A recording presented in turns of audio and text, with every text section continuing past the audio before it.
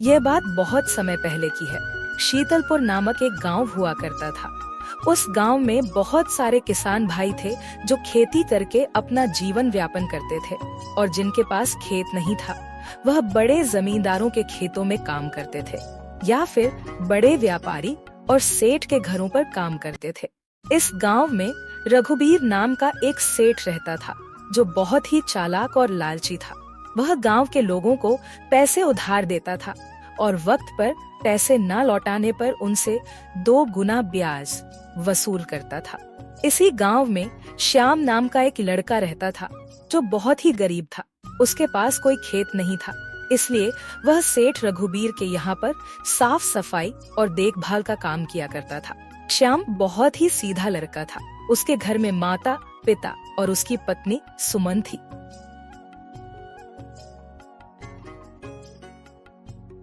आप और आपके सेठ जी जरा सी देर क्या हो जाए, पूरा घर सर पर उठा लेते हैं। रुको, अभी लगाती हूँ खाना, आप जरा बैठ जाओ।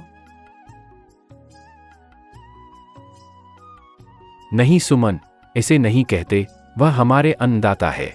आखिर हम यह जो कुछ भी खा रहे हैं सिर्फ उनकी वजह से ही खा रहे हैं।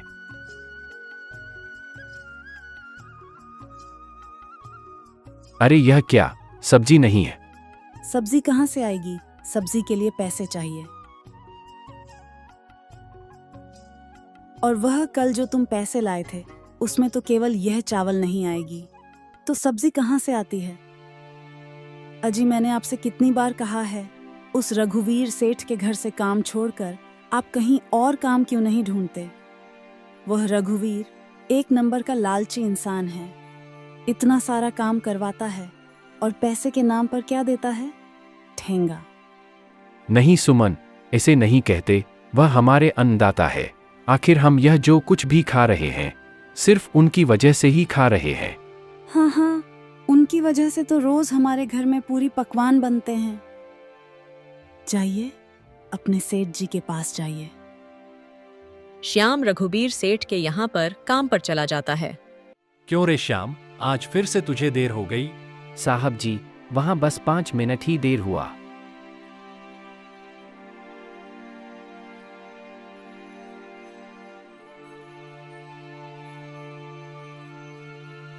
साहब जी, मुझे कुछ पैसे उधार चाहिए थे।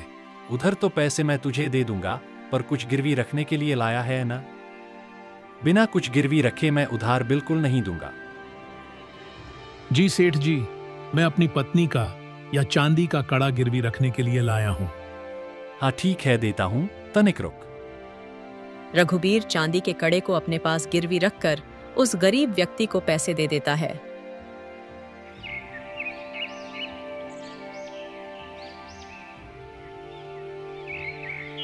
अरे गोपीनाथ, जरा पता तो कर, आखिर ये गांव के लोगों को क्या हो गया है? इन्हें पैसे वैसे नहीं चाहिए क्या? साहब जी, मैंने सुना है इस गांव में एक नया सेठ आया है जो बहुत ही अमीर है। पूरे गांव में उसी की चर्चा हो रही है और आजकल गांव के लोग उसी से पैसे उधार ले रहे हैं और सुना है कि वह सेठ बिना कुछ गिरवी रखे पैसे उधार देता है।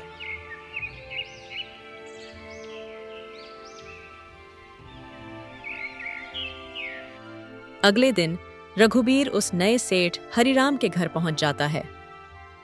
जब रघुबीर हरिराम के घर पहुंचता है तो वह वहां देखता है कि उसका घर तो रघुबीर से भी ज्यादा सुंदर था। रघुबीर को मन ही मन उस हरिराम से ईर्ष्या हो रही थी। क्यों भाई हरिराम, मैंने सुना है तुम गांव के लोगों को पैसे उधार देते हो और वह भी बिना कुछ गिरवी रखे और ब्याज भी नहीं लेते। हाँ भाई, अब इन गरीब लोगों से ब्याज लेकर मेरा क्या भला हो जाएगा?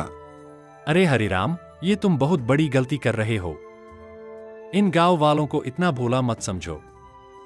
अगर बिना ब्याज के पैसे देने लग गए न तो कल ये तुम्हारे सिर पर चढ़ जाएंगे। बस थोड़ा बहुत उनके काम आ जाऊं और क्या चाहिए, हमारे पास तो भगवान का दिया सब कुछ है। अरे भाई, ये पुण्य तुम्हें ही कमाना है, मैं ये पुण्य कहीं और से कमा लूंगा। इतना कहकर रघुबीर वहां से चुपचाप खिसक लेता है। हरिराम के घर में उसकी बीवी और बेटा था। बेटा शहर में पढ़ाई करता था और हफ्ते में छुट्टियों के समय अपने घर पर अपने माता पिता से मिलने आ जाया करता था। अभी थोड़े ही दिन पहले हरिराम का बेटा उनसे मिलने आया था और छुट्टियां खत्म होने के बाद वह वापस शहर पढ़ाई के लिए चला गया था। वहीं दूसरी तरफ रघुबीर घर आ जाता है और वह सारी रात हरिराम के घर के बारे में ही सोचता है। ऐसा सोचकर रघुबीर के मन में एक विचार आता है और वह रात के समय चुपके से श्याम के घर पहुंच जाता है और वहां से उसके कपड़े चुरा करके पहन लेता है। ऐसा सोचकर रघुबीर चुपके से हरिराम के घर पहुंच जाता है और उसकी तिजोरी में से पैसे और जेवर चुराकर वहां से भाग जाता है।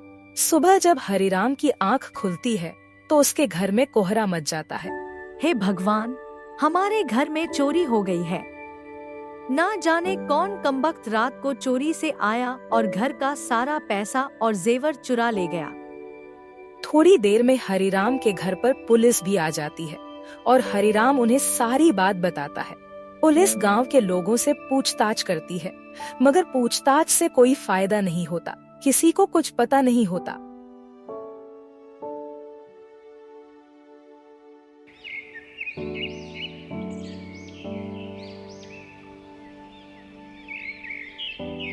एक हफ्ते बाद जब पुलिस वापस हरिराम के घर आती है तो वह बताती है, जी अभी तक कोई भी साबूत बरामद नहीं हुआ है, लेकिन आप चिंता मत कीजिए, हम जल्दी चोरों का पता लगा लेंगे। आखिर आपके घर चोरी करने की हिम्मत किसने की? तभी पुलिस की नजर हरिराम के घर में लगे सीसीटीवी कैमरे पर जाती है और वह हरिराम से पूछता है, ये क्या है? वह मेरा बेटा अजय है ना, उसी ने अभी 2 हफ्ते पहले ही हमारे घर में यह कैमरा लगाया था। कह रहा था शहरों में बहुत कैमरे लगाए जाते हैं, इसलिए हम भी अपने घर में कैमरे लगाएंगे। हम इस कैमरे की मदद से चोर को पकड़ सकते हैं, क्योंकि चोरी तो आपके घर 1 हफ्ते पहले हुई है और कैमरे का सेटलमेंट आपके घर 2 हफ्ते पहले हुआ है ना, तो इसमें वह चोर पक्का दिख जाएगा। पुलिस कैमरे में देखती है कि कोई आदमी पीला रंग का कुर्ता और सफेद रंग की धोती पहने घर में घुस रहा है और सारा पैसा और जेवर लेकर चुपके से निकल जाता है। जब उस कपड़े की तलाश होती है तो पता चलता है कि वह कपड़ा एक श्याम नाम के व्यक्ति का है। पुलिस श्याम के घर में पहुंच जाती है और श्याम को पकड़ लेती है। क्यों रे, तूने हरिराम के घर में चोरी की? तेरी इतनी हिम्मत? नहीं साहब जी, आप यह क्या कह रहे हैं? मैंने चोरी नहीं। अच्छा, तूने चोरी नहीं की तो 1 हफ्ते पहले तू हरिराम के घर में क्यों घुसा था? आधी रात को सीसीटीवी कैमरे में तेरी पूरी तस्वीर रिकॉर्ड हो गई है। कैसे तू उनके घर में घुसा और कैसे तू सारे पैसे और जेवर चुराकर भाग गया। पर सर जी, मेरे पास तो कोई पैसे और जेवर नहीं है। मैं सच कह रहा हूँ, मैंने कोई चोरी नहीं। तू ऐसा सच नहीं बोलेगा। ले चलो इसे हवालात, वहां कुछ दिन सड़ेगा तो खुद सच बोल देगा।